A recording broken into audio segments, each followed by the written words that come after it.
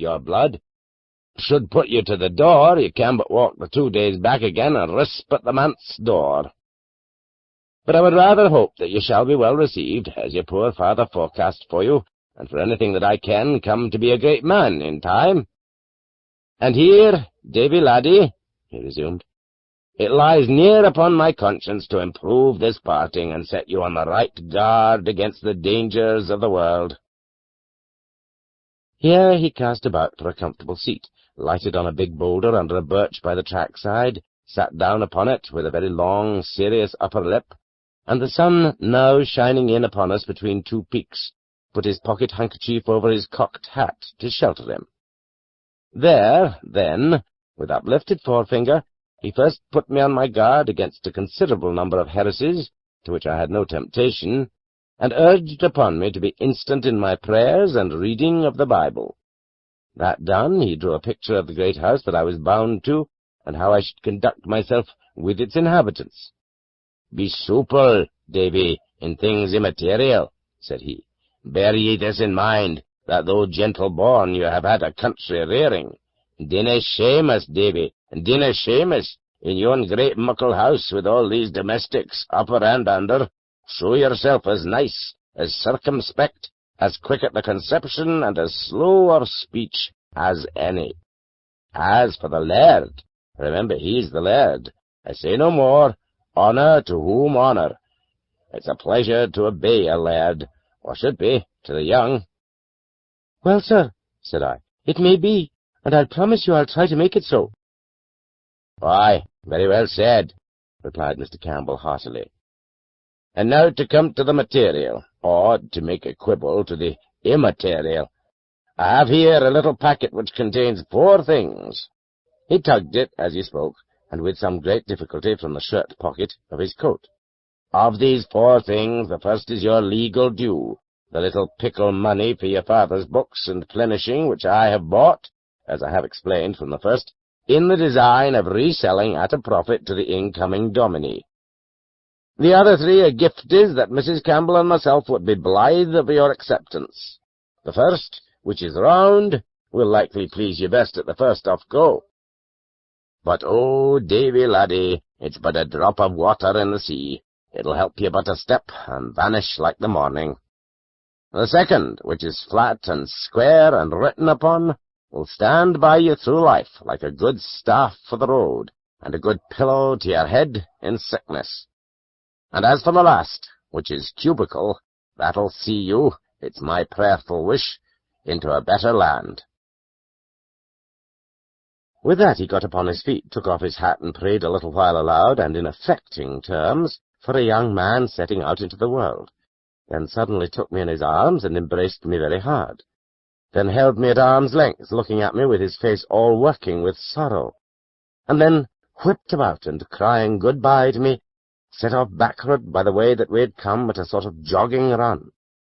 It might have been laughable to another, but I was in no mind to laugh. I watched him as long as he was in sight, and he never stopped hurrying, nor once looked back. Then it came in upon my mind that this was all his sorrow at my departure, and my conscience smote me hard and fast, because I, for my part, was overjoyed to get away out of that quiet countryside, and go to a great busy house, among rich and respected gentlefolk of my own name and blood. Davy, Davy, I thought, was ever such black ingratitude? Can you forget old favours and old friends at the mere whistle of a name? Fie, fie, think shame. And I sat down on the boulder the good man had just left, and opened the parcel to see the nature of my gifts. That which he had called cubical I had never had much doubt of. Sure enough it was a little Bible to carry in a pladnuk. That which he had called round I found to be a shilling piece, and the third, which was to help me so wonderfully both in health and sickness all the days of my life, was a little piece of coarse yellow paper, written upon thus in red ink. To make lily of the valley water. Take the flowers of lily of the valley and distill them in sack, and drink a spoonful or 2 as there is occasion. It restores speech to those that have the dumb palsy. It is good against the gout. It comforts the heart and strengthens the memory. And the flowers, put into a glass, close stopped, and set into one ain hill of hants for a month. Then take it out, and you will find a liquor which comes from the flowers, which keep in a vial. It is good, ill or well, and whether man or woman. And then, in the minister's own hand, was added, Likewise for sprains, rub it in, and for the colic, a great spoonful in the hour.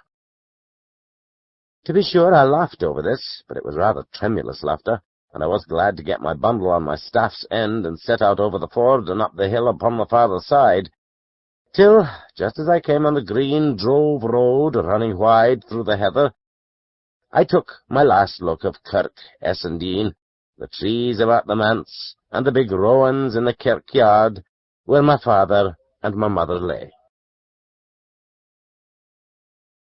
Chapter 2. I come to my journey's end.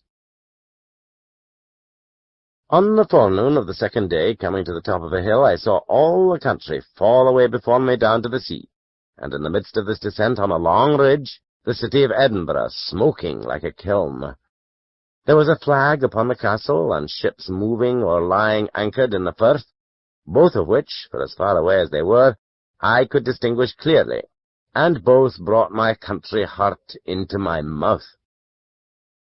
Presently after, I came by a house where a shepherd lived, and got a rough direction for the neighbourhood of Cramond, and so from one to another worked my way to the westward of the capital by Collinton, till I came out upon the Glasgow road, and there, to my great pleasure and wonder, I beheld a regiment marching to the fifes, every foot in time, an old red-faced general on a grey horse at the one end, and at the other the company of grenadiers with their pope's hats.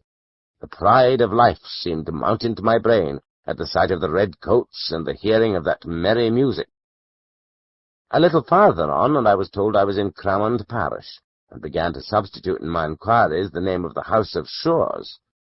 It was a word that seemed to surprise those of whom I sought my way.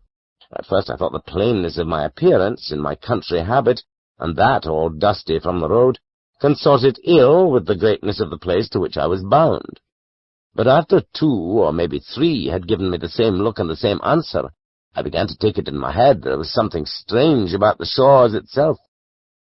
The better to set this fear at rest, I changed the form of my inquiries, and spying an honest fellow coming along a lane on the shaft of his cart, I asked him if he had ever heard tell of a house they called the House of Shaws.